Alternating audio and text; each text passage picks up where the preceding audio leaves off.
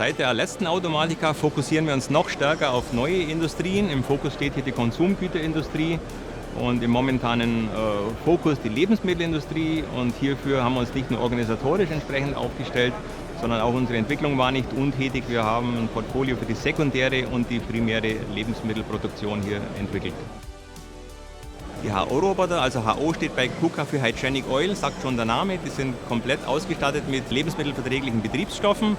Wenn man in den direkten Kontakt mit Lebensmitteln tritt, da ist es also sehr wichtig, dass die Roboter dem hygienischen Design-Richtlinien entsprechen, waschbar sind, also resistent gegenüber Chemikalien und Hochdruckreinigern. Und dem tragen wir insbesondere mit unserem Delta-Roboter, der in Edelstahlausführung designt ist, Rechnung. Also für mich persönlich ist die Lebensmittelindustrie das neue Automotive. Wenn ich hier 5, 6, 7 Jahre vorausdenke, dann sehe ich hier ähnliche Roboterstückzahlen, wie wir es heute in der Automobilindustrie weltweit sehen.